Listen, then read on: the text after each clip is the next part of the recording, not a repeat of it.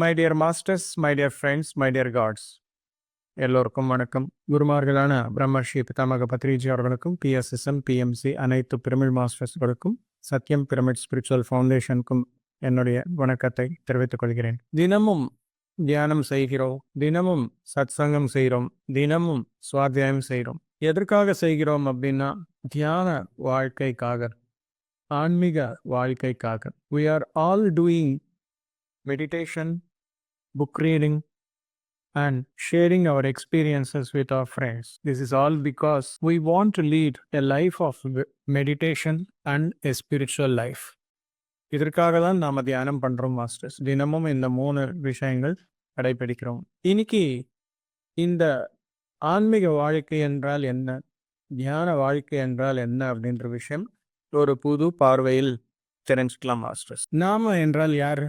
ஆன்மான்னு சொல்றோம். இந்த உடல், மனம், ஆன்மா முழுவதும் 3ம் சேர்த்து நாம அப்படின்னு சொல்றோம். பட் சோஷியல்ல, அதாவது சமூகத்தில் நமக்கு என்று ஒரு மதிப்பு என்பது இருக்கும். அது என்ன பார்த்து நமக்கு தருவாங்க அப்படின்னா, நம்முடைய பழக்க வழக்கங்கள், நம்முடைய வார்த்தைகள், இது பார்த்து தான் நமக்கு ஒரு மதிப்பு அப்படின்றது தருவாங்க மாஸ்டர்ஸ். ஆன்மீகம் என்றால் என்ன? நம்ம பற்றி நாம தெரிஞ்சுக்கிறது தான் ஆன்மீகம். நம்ம ஆன்மா பற்றி தெரிஞ்சுக்கிறது தான் ஆன்மீகம். தெரிஞ்சுக்கிட்டு என்ன பண்ண போறோம்? நம்ம பற்றி நமக்கு எல்லாமே தெரிஞ்சுக்கிறது. இந்த விஷயங்கள் எல்லாமே பண்ணி நாம் என்ன பண்ணணும் அப்படின்னா, you have to improve yourself. என்ன இம்ப்ரூவ் பண்ணிக்கணும்? From bad habits to good habits. ஒரு செல்ஃப் டிசிப்ளின் அப்படின்றத கொண்டு வரணும் மாஸ்டர்ஸ். அதற்கு எனர்ஜி வேணும். அந்த எனர்ஜி நமக்கு எங்கிருந்து வருது அப்படின்னா, இட் கம்ஸ் ஃப்ரம் மெடிடேஷன். அதுக்காக தான் தியானம் மற்றும் ஆன்மீக விழிப்புணர்வு, இது 2ம் இருந்தால் வாழ்க்கை அற்புதமாக இருக்கும். முதல்ல நாம் எல்லோரும் எப்படி இருந்தோம்? ரொம்ப சோம்பலாக இருந்தோம், நோயுடன் இருந்தோம், துன்பங்களுடன் இருந்தோம், சைவ உணவாளர்களாக இல்லாம அசைவ உணவாளர்களாக இருந்தோம். தியானமா? எனக்கு தேவையில்லை, எனக்கு காரு, வீடு, பங்களா இருந்தா போதும் அப்படின்ற மாதிரி இருந்தோம். ஆனா தியானம் செய்து புத்தகங்கள் எல்லாமே படிச்சு நம்முடைய அனுபவங்கள் சத்சங்கம் மாதிரி செஞ்சால் ஆட்டோமேட்டிக்கா மாற்றங்கள் என்பது வருது. மாற்றங்கள், உள்மாற்றங்கள், இதெல்லாம் சொல்றோம். என்ன மாதிரியான உள்மாற்றங்கள்? கெட்ட பழக்கங்கள், தீய பழக்கங்கள், இது எல்லாமே மாறி ஒரு நல்ல பழக்கங்கள் ஆக மாறும் மாஸ்டர்ஸ். அதுதான் டிசிப்ளின். அதுதான் ஆன்மீகத்துடைய முக்கியமான நன்மை. அதற்காக தான் நாம செய்கிறோம். எந்த விதமான மாற்றங்கள்? நம்முடைய நெகட்டிவ் எமோஷன்ஸ் எல்லாமே பாசிட்டிவ் எமோஷன்ஸாக மாறிடுச்சு. கன்ஃபியூஷன்ஸ்லிருந்து கிளாரிட்டி வந்தது.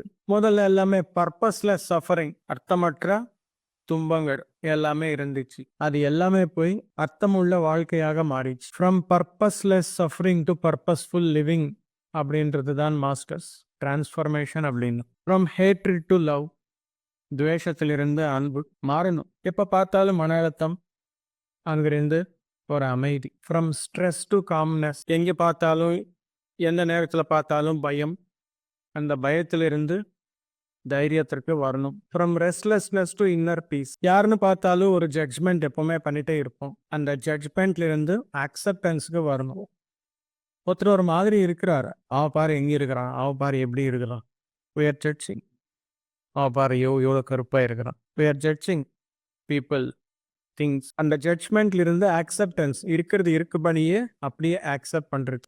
ஓகே, அவன் நல்லா தான் இருக்கிறான், அவன் அப்படி இருந்தாலும் அவன் மனசு நல்லது அப்படின்ற மாதிரி ஒரு அக்செப்டன்ஸுக்கு வரணும். எப்போ பார்த்தாலும் ஸ்கேர்சிட்டி மைண்ட் செட், என்கிட்ட இல்லையே அப்படின்ற ஒரு மனம், அது என்ன பொருளானாலும் சரி. அந்த ஸ்கேர்சிட்டி மைண்ட் செட்ல இருந்து அபண்டன்ஸ் மைண்ட் செட், இது டிரான்ஸ்ஃபார்ம் ஆகணும் மாஸ்டர்ஸ். செல்ஃப் டவுட், நம்ம மேல நமக்கே ஒரு நம்பிக்கை இல்லை. அந்த நம்பிக்கை இல்லாத தத்துவத்திலிருந்து செல்ஃப் கான்ஃபிடென்ஸ், அது பில்ட் ஆகும்.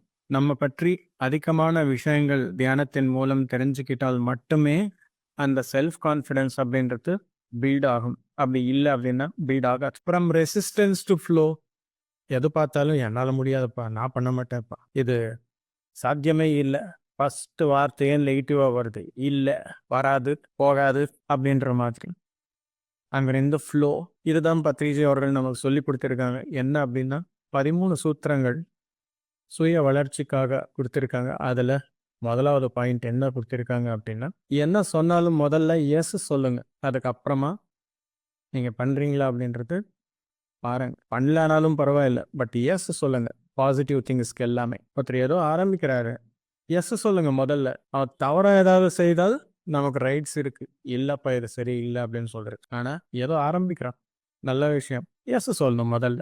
அந்த ரெசிஸ்டன்ஸ் அப்படின்றது போயிட்டு ஒரு ஃப்ளோக்கு வரணும். Anxiety to present moment, painfulness, anxiety.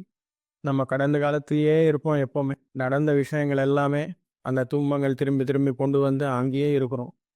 இல்லை எதிர்காலத்தில் என்ன ஆக போகுதோ அப்படின்னு சொல்லி ஆங்ஸைட்டி. அந்த எதிர்காலமும் வேண்டாம், கடந்த காலமும் வேண்டாம், நிகழ்காலத்தில் இருக்கணும். From anxiety, from pain to present moment, அது கொண்டு வரணும் master. Loneliness to oneness, connectedness கொண்டு வரணும். நான் மட்டுமே இருக்கிறேன், நான் மட்டுமே வேலை செய்கிறேன், யாருமே இல்லை அப்படின்ற இருந்து எல்லாருக்கூடையும் அன்போடன் நண்போடன் இருந்தால் ஆட்டோமேட்டிக்காக you will be connecting with everybody, you will be friend of everybody அப்படின்ற மாதிரி கொண்டு வரணும் masters. From greed to gratitude, எப்போ பார்த்தாலும் இருக்கிறதுல ஆனந்தமே இல்லை, இன்னும் வேணும் இன்னும் வேணும் இன்னும் வேணும், எவ்வளோ கொடுத்தா உனக்கு ஆனந்தம், இது தெரியாது யாருக்குமே. இருக்கிறதுக்கு ஆனந்தம் என்பது சொல்லணும். Gratitude, be thankful for what ever you have God, அந்த மாதிரி இருக்கணும். இம்பேஷன்ஸ் டு அண்டர்ஸ்டாண்டிங், ஒரு சகனமே இருக்காது, எல்லாத்துக்குமே கத்திட்டே இருப்பாங்க. அங்கே இருக்கிற சூழ்நிலை புரிஞ்சுக்கிட்டால் தானே என்ன அப்படின்னு சொல்லி சரியான ஒரு வார்த்தை என்பது வெளியே வரும். அந்த புரிதல் என்பது கொண்டு வரணும் மாஸ்டர்ஸ். அந்த இம்பேஷன்ஸ்லிருந்து அண்டர்ஸ்டாண்டிங் கொண்டு வரணும். அதுக்கப்புறம் கண்ட்ரோல் டு லெட் கோ, நீ நான் சொன்னதான் கேட்கணும், நான் சொல்லபடியே நீ இருக்கணும், இந்த உலகம் எல்லாமே எனக்கு பிடிச்ச மாதிரி தான் இருக்கணும் அப்படின்னு சொல்லி எப்போவுமே கண்ட்ரோல்னஸ் மோடில் இருப்போம். அங்கேருந்து லெட் கோ, உனக்கு எந்த மாதிரி ஆனந்தமாக இருக்குமோ அந்த மாதிரி இரு, என்ன மட்டும் டிஸ்டர்ப் பண்ணாது. ஃப்ரம் கண்ட்ரோல் டு லெட் கோ.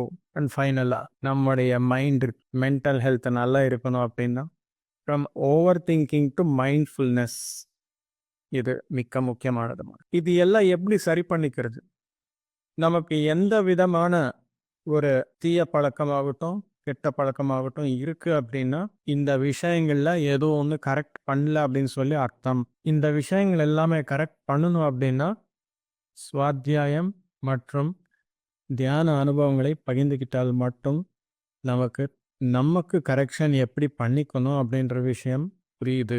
சில விஷயங்கள் நம்ம பற்றி நமக்கு விளக்கமாக தெரிஞ்சால் மட்டுமே நமக்கு செல்ஃப் கரெக்ஷன் அப்படின்றது நடக்கும். இப்போ செல்ஃப் கான்ஃபிடென்ஸ், நமக்குள்ளே இருக்கிற பவர் என்ன அப்படின்றது தெரியாமல் செல்ஃப் டவுட் அப்படின்றது வருது. பவர் ஜாஸ்தி ஆக ஆக ஆக மைண்ட் பவர் ஆகட்டும், தாட் பவர் ஆகட்டும், எல்லாமே நமக்கு ஒவ்வொரு அனுபவம் வரும்போது ஆட்டோமேட்டிக்காக அந்த தன்னம்பிக்கை அப்படின்றது ஜாஸ்தியாகும். ஒரு பழக்கம் மாறணும் அப்படின்னா இம்மிடியட்டாக மாறாது, சில நாளாகும், சில வாரங்களாகும், சில மாதங்களாகும். அது நல்ல எனர்ஜி, நல்ல அனுபவம் எல்லாம் வரும்போது மட்டுமே அது மாற முடியும் masters. Both meditation and spirituality, இது ரெண்டும் கரெக்டாக நம்ம கடைப்பிடித்தால் ஆட்டோமேட்டிக்காக you will become the beneficial person to this world. சில நேரங்களில் யாராச்சும் சரியில்லாத செயல் செய்யும் போது என்னன்னு திட்டுறது, உன்னால் யாருக்குமே உபயோகம் இல்லை, இந்த பூமிக்கு நீ வெயிட்டாக இருக்கேன், nobody are getting benefited through you including earth, you are a dead weight on earth அப்படின்னு சொல்லி திட்டுறோமா இல்லையா? அது எதுக்கு அப்படின்னா எல்லாமே தீய பழக்கங்கள் தான். ஒரு லேசினஸ் இருக்கு அப்படின்னா அவனோட பர்பஸ் தெரியல, டைமோட வேல்யூ தெரியல, அதுக்காக இஸ் பிகம் லேசி. தியானம் பண்ணி நம்முடைய பர்பஸ் தெரிஞ்சுக்கிட்டோம் அப்படின்னா நாம் இந்த உலகத்தில் எதற்காக வந்திருக்கிறோம், எத்தனை நாள் இருக்கிறோம் அப்படின்ற விஷயம் தெரிஞ்சால் there will be no more laziness. ஓடுவோம், ஐயோ இது எல்லாமே பண்ணுறதுக்காகவே வந்திருக்கேன், எப்படி பண்ணுறது அப்படின்னு சொல்லி he will start running for helping the society. இனிஷியலாக அவனவனு சரி பண்ணிப்பான், அதுக்கப்புறம் பக்கத்தில் யாரெல்லாம் இருக்கிறார்களோ அவங்களுக்கு எல்லாமே சொல்லுவான். அதுக்கப்புறம் ஒரு biggest purpose, the grand purpose of life யாருக்கு தெரியுமோ he will become ஸ்லீப்லெஸ் அப்படின்னா ஃபிசிக்கலாக தூங்காது அப்படின்றது கிடையாது, தூக்கத்தில் குணமும் he will be working on his goal. அந்த மாதிரி யாரெல்லாம் இருப்பார்களோ they are called as leading meditative life. Spiritual living அப்படின்னு சொல்லி அர்த்தம் மை டியர் மாஸ்டர்ஸ். ஒவ்வொரு பிரமிட் மாஸ்டரும் யாரெல்லாம் தியானம் செய்கிறார்களோ, யாரெல்லாம் புத்தகங்களை படிக்கிறார்களோ, யாரெல்லாம் சத்சங்கம் செய்கிறார்களோ, அவங்க எல்லாமே ஒரு அர்த்தமுள்ள வாழ்க்கையை வாழ்கிறார் அப்படின்னு சொல்லி அர்த்தம் மாஸ்டர்ஸ். Thank you masters. எல்லோருக்கும் வணக்கம். நன்றி.